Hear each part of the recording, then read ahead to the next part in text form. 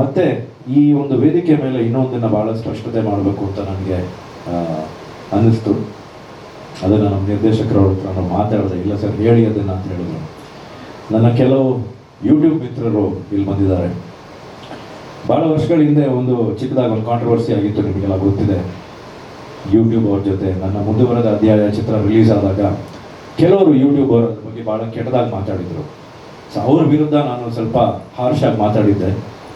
ಅದು ಬರೀ ಕೆಲವರು ಯೂಟ್ಯೂಬರ್ಸ್ ಬಗ್ಗೆ ಮಾತಾಡಿದ್ದೆ.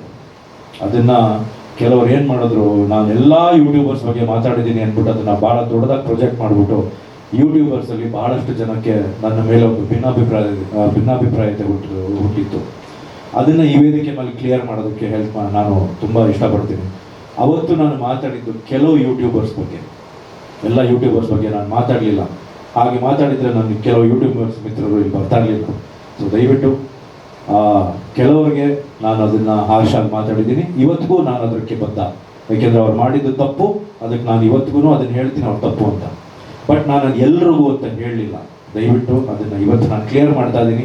ಸೊ ಎಲ್ರಿಗೂ ಅಂತ ಹೇಳಲಿಲ್ಲ, ನಾನು ಕೆಲವರು ಅಂತ ಹೇಳಿದ್ದು. ಸೊ ಆ ಕೆಲವರಿಗೆ ಬಿಟ್ಟು ಇನ್ನು ಮಿಕ್ಕಿದವ್ರಿಗೆ ಹರ್ಟ್ ಆಗಿದ್ರೆ ದಯವಿಟ್ಟು ನನಗೆ ಕ್ಷಮಿಸಿ. ಏಕೆಂದರೆ ನಾವು ಇವತ್ತು ಎಲ್ಲರೂ ಕೈ ಹಿಡ್ಕೊಂಡು ನಾವು ಸಿನಿಮಾಗಳನ್ನ ಮುಂದುವರಿಸಬೇಕಾಗುತ್ತೆ. ಯಾಕೆಂದರೆ ಇವತ್ತು OTT ಇರೋ ಒಂದು ಸಂದರ್ಭದಲ್ಲಿ ನಮ್ಮ ಚಿತ್ರಗಳಿಗೆ ಕರ್ನಾಟಕದಲ್ಲಿ ಅಲ್ಲ, ನಮ್ಮ ಕರ್ನಾಟಕದಲ್ಲಿ ಥಿಯೇಟರ್ಗಳಿಗೆ ಯಾರೂ ಬರ್ತಾ ಇಲ್ಲ. ಸೊ ಹಾಗೆ ನಮ್ಮ ಯೂಟ್ಯೂಬ್ ಮಿತ್ರರು ಎಲ್ಲರೂ ಅದನ್ನು ನಮ್ಮ ಜೊತೆ ಸೇರಿ ಅದನ್ನು ನಮಗೆಲ್ಲ ಹೆಲ್ಪ್ ಮಾಡ್ತಾ ಇದ್ದಾರೆ.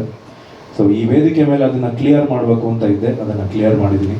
ಸೊ ದಯವಿಟ್ಟು ಎಲ್ರಿಗೂ ಅಂತ ನಾನು ಹೇಳಿಲ್ಲ, ಕೆಲವರು ಅಂತ ಹೇಳಿದ್ದೀನಿ. ಸೊ ಹಾಗೆ ಅದನ್ನು ಕ್ಲಿಯರ್ ಮಾಡಿದ್ದೀನಿ ಅಂತ ಅನ್ಕೋತೀನಿ. ದಯವಿಟ್ಟು ಹರ್ಟ್ ಆಗಿದ್ದರೆ ದಯವಿಟ್ಟು ಕ್ಷಮಿಸಿ. ಹಾಗೆ ನನ್ನ ಸಿನಿಮಾ ಕಾಂಗ್ರೋಗೆ ದಯವಿಟ್ಟು ನೀವೆಲ್ಲ ಸಪೋರ್ಟ್ ಬೇಕು.